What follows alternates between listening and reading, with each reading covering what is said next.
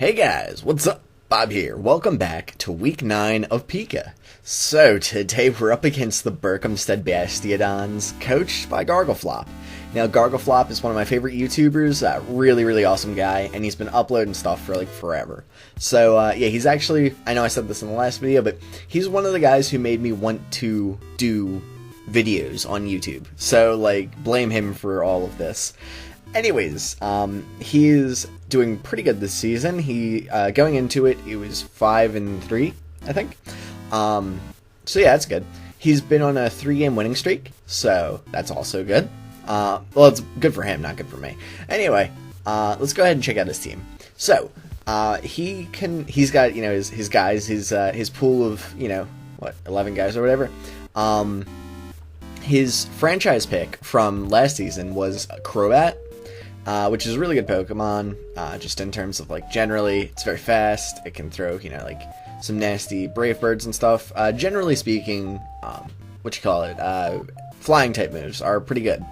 So, he's also got, Mega Sceptile, that's his Mega, and I think that actually is one of the lower tier Megas, if I recall, and that actually gave him extra room to,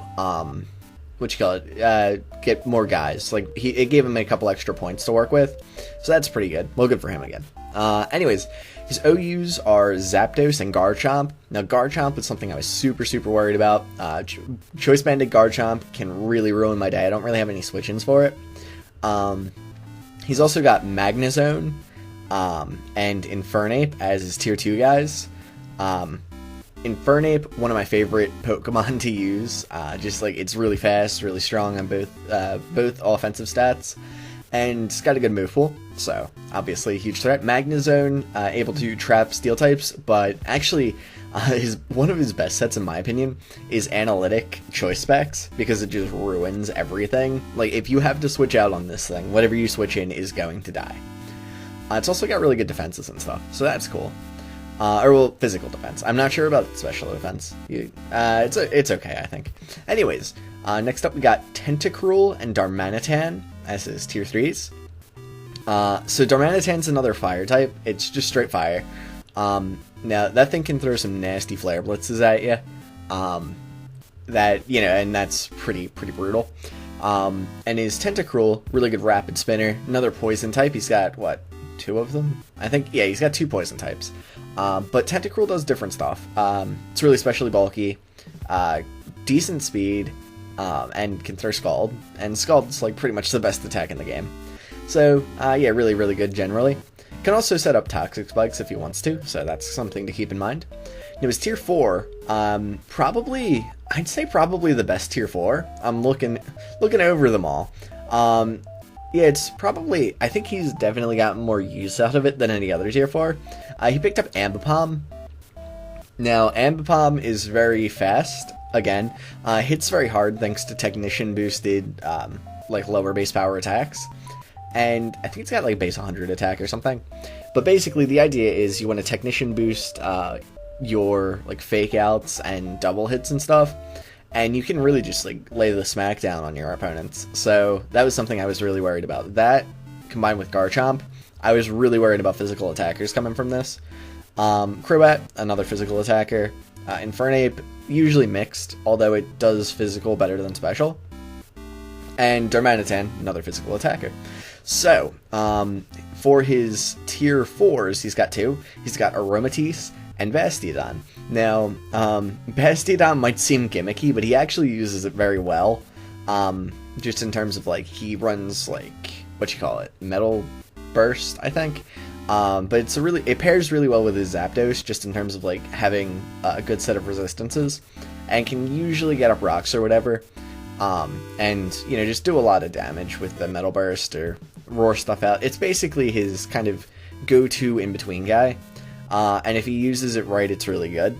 And of course, Gargleflop is really good, so, you know, he usually uses it right. Anyways, so that's the team, you know, like, that's what I could potentially be up against. Let's go ahead and check out what he actually ended up bringing. So, he brought his Crobat, his Magnezone, Ambipom, Tentacruel, Aromatisse, and Mega Sceptile. Or, well, Sceptile. It didn't have to be Mega, but of course, like, if you're running Sceptile, it's gonna be Mega. I am actually very, very surprised he didn't bring his Zapdos or his Garchomp, which were two of the things that I was really, really worried about. So on my side, we've got Mega Venusaur, Crocodile, Jirachi, Slurpuff, Rotom Wash, and Thundurus Therian. Let's go ahead and just go over all my sets so that you'll understand what I'm working with.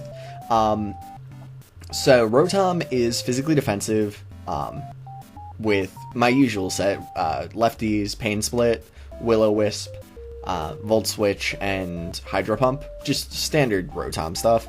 But he's very good. Rotom Wash. I don't know if I actually said Rotom Wash. Thundurus is agility with lefties. I wanted to have lefties on him because I was worried about fake outs. They do about 50% to him, which is dangerous because you don't want to take two of those.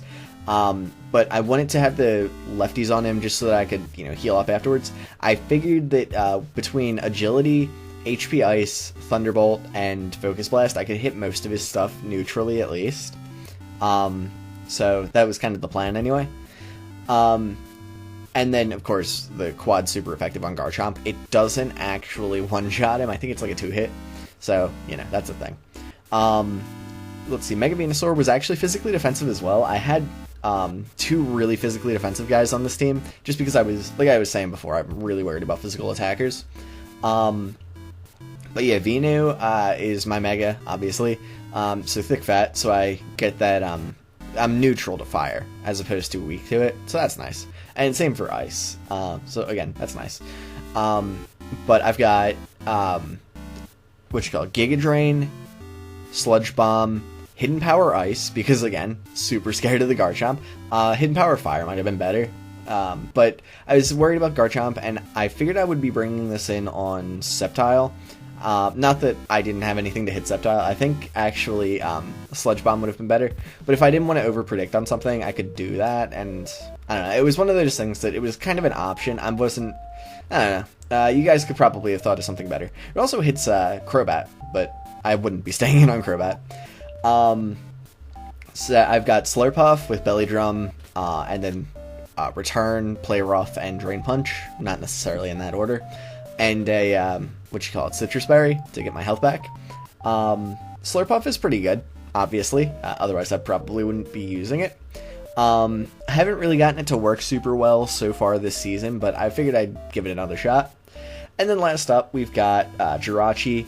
Jirachi was running, it was kind of a mixed attacker, although mostly physical attack, with Icy Wind, Iron Head, Zen Headbutt, and Body Slam.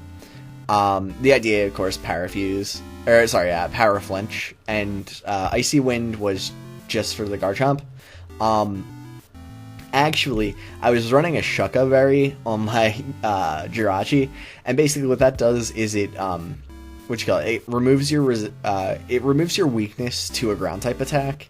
So the idea was, okay, I can bring this thing in and have it get hit with an earthquake, live, ideally hit an Icy Wind, and then I could switch out or just see where I stand, basically. That was the idea. Oh wait, I didn't talk about Crocodile. Crocodile was physically offensive with rocks and leftovers and and Intimidate. There we go. I know words. The reason I wanted that was just to have a nice switch in them for even if it didn't necessarily take it super well, I wanted to be able to get that Intimidate off on stuff. Lefties, just because it was originally going to be a choice band set, but I didn't want rocks on Jirachi, so I just threw them on him, and then I decided that I wanted the ability to switch attacks. Now, if you're looking at this, I probably could have brought Rain, to be honest, but I don't know, it didn't seem like it would be super beneficial, and he actually made a lot of prep to avoid the Rain. So, anyway, when I pulled up when we started the battle, I was looking at his team. Figured that his Crobat, I was thinking Life Orb or something, or some sort of offensive. Looking at his stuff, that looked like one of the more plausible offensive guys. Of course, especially offensive, Sceptile is always standard. You can run physically, but especially offensive is usually the better option. Magnezone, I was thinking it was Analytic Specs or something. That's usually a really good way to run it. let's see. Tentacruel, obviously, especially bulky spinner. Aromatisse, I was thinking physically bulky. And, of course, Ambipom, I was just like, okay, well, he's just going to be Life Orb with, like, 4 attacks. So we'll see how wrong I was. But anyways, let's go ahead and stop blobbing and go right into the battle. So turn 1, I'm going to lead with my Rotom Wash, as he leads with his Crobat. I'm going to go for a nice Will-O-Wisp. I figured, worst case scenario, I burn something and get some nice little damage on it. He goes into his Sceptile to eat whatever I throw at it, which is good for him, obviously. I can't Volt Switch out now because, well, A, he'd be faster than me, and B, he would have Lightning Rod. So he's free to go for a Giga Drain as I switch. Rachi doesn't take too much damage from that, though, so that's nice. So now I'm just going to go for a Icy Wind, actually. I figured I could slow down whatever he brought in. And he goes into his Magnezone. The Magnezone is not really going to take a lot from anything I throw at it, and I don't really have anything to hit it with. I go Body Slam because I completely forgot that electric types can't get paralyzed. Like right here, when I died to his Thunderbolt, I was like, oh yeah, he can't get paralyzed, can he? But now I can go into my Crocodile and just throw a knockoff his way. And it does like 50% to this Sceptile, so that's good. So now I gotta switch out again. I don't have my Rachi to go back into with this, so I just go into Venusaur, Quad Resist Leaf Storm, and I'm just going to be able to Mega Up. And he's at -2 special attack, so no matter what he throws at me, it's not really going to do a lot. He actually has the HP Flying, and I think it does like 14% or something. So that's good for him, obviously. He's chipping away at my Venusaur, and I don't have lefties on this thing, obviously, because he's a Mega, so that's annoying. Anyways, he's got his Crobat in here now, and I'm just going to go ahead and switch over into Crook. I figured I could take, like, something, but he shows me a lot of damage, even after the Intimidate. Now, I'm not defensive at all, but I do have that Intimidate, so he shows me banded damage. That's basically what I saw there. So now, Rotom, obviously, is going to be what I want to go into, and I'm just going to go ahead and, what do? I think I, like, Volt Switch? Yeah, Volt Switch. That would be the correct play. I can't always assume I made the correct play. Anyways, now we can go into Thundurus, and I'm just going to go ahead and set up an Agility. I do have the Focus Blast to throw at him, and he couldn't have one-shot me, so that's nice. So, we got that up, and he also showed me that he was Scarfed, so that's interesting. Anyways, I'm just going to kill with the Focus Blast. Luckily, it did not miss, so that's cool. So now he's got to go into something. He goes into Crobat. I think Ambipom would have been the correct play, but he wanted to make sure that his Fake Out would KO me. So he ends up just sacking off the Crobat, go for that Choice Band Quick Attack, and did a bit of damage. So now I can just go back into, Crook, as he goes for Fake Out here. I figured even if he KO'd Crook with like a U-turn or whatever, I would have the initiative to go into whatever I wanted to. So here I had two options, Slurpuff or Rotom. I go Rotom just because I think it's the better option right now. And I can go for a nice Pain Split, get back up to a decent amount of health, as he goes into Tentacruel, so that's cool. Now, I could have tried to sweep with Slurpuff, but I wasn't sure if I could one-shot the Tentacruel with Return. I think there's like a chance I can if he's like... If he's physically defensive, I might not. I don't think I do, but if he's specially defensive, I do. I didn't want to risk that. So yeah, I just went into Rotom, got a little bit of health back, and Volt Switched out. He went for Acid Spray, but luckily Volt Switching, completely negates that, and now I can just KO him with the Thunderbolt. I do outspeed that, even if he was running max speed, so that's cool. Now he goes into his Aromatisse and sets up a Trick Room as I Thunderbolt, and actually Trick Room is really nasty. He's going to be able to KO my Thundurus with that Moonblast, but luckily I do have physical defense on my Venusaur, and he has Psyshock, and that doesn't do a lot, so that's good. So I can just throw a Sludge Bomb his way. Actually, if I had known he was only going to do like that much damage, I'd have gone for Synthesis. So here, obviously Fake Out's coming. I don't really have anything else that wants to take that, so Venusaur stays in. And here I was like, okay, well, Trick Room's still up, so I can just kill him with the Sludge Bomb, but unfortunately he has that Protect. And that really made me do a double take, honestly. So yeah, I could have Synthesis there and gotten a lot of health back.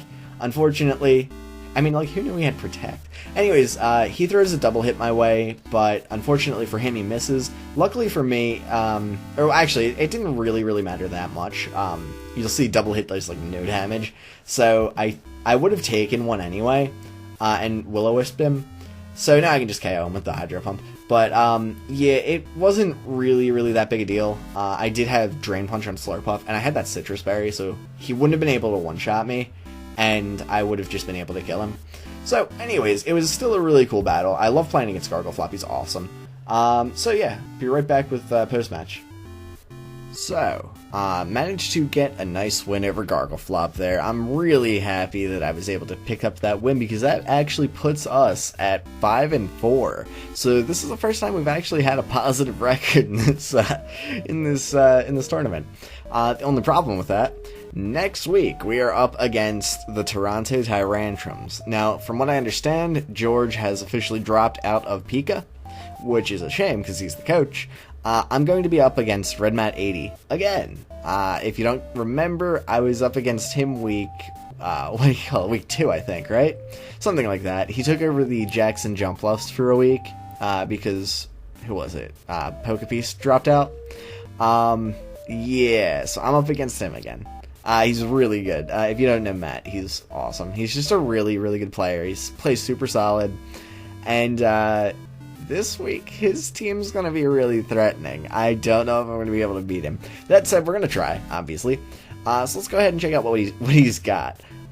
So, George's franchise pick, Heracross. Heracross is an amazing Pokemon. If he hadn't franchised this, I probably would have picked it round 1.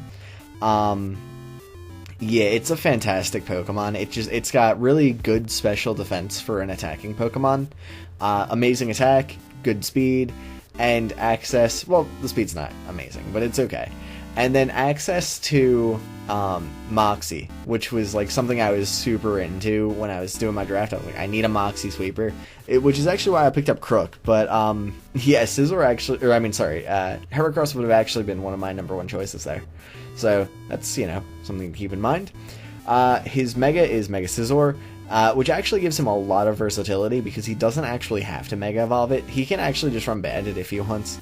Although, I guess he should just run Mega. I don't know. Whatever. Anyways, I don't really think Mega Scizor is that different than regular Scizor. I suppose it's a little bulkier. Anyways, he's also got Victini with that nasty Stab V Create, and Psychic typing as well, which could be an issue. Mandibuzz, very good defensive Pokemon. Fantastic in like any sort of grind game because it's got Roost, it's got amazing defenses. It's really good all around. And Dark typing, which is always really good. He's got Porygon Z. Not looking forward to that because he usually runs Specs or Scarf or something. And it also has access to Nasty Plot and Agility. I don't want it. Slowking, which just won't die to special hits, let's be honest. Tyrantrum, who is more than just his mascot, it's actually one of his better Pokemon. He uses it very effectively. Stab Head Smash, always nasty. Stab Outrage, always nasty. He's got Granbull, which has Intimidate and can very easily sponge up some physical hits. And also it's a Fairy type. But his other Fairy type is Clefable, who can be really useful as well. It's got a couple of different abilities that are all really good. He's got Luxray, which I sincerely doubt he'll bring, and Registeel, which I actually think he might. Registeel's got Steel typing and awesome defenses in both physical and special, so obviously super threatening. I kind of have ideas for it though. I think I can beat him, maybe, ideally. So we'll try it. But guys, anyways, I really hope you enjoyed this video. Obviously, if you are, feel free to check out the p.i.c.a channel. Link will be in the description. Feel free to check out the p.i.c.a spreadsheet. Again, all these links will be in the description, as well as my opponent. Obviously, can't plug his channel enough. It's awesome. Gargleflop, that is. He's just the best. But yeah, anyways, links to everything will be in the description. Feel free to check it out. It's Matt always works super hard on the spreadsheet. So, just go on there and, I don't know, tell him it looks nice. And, yeah, I'll see you later, guys. Hope you enjoyed. Yeah, bye.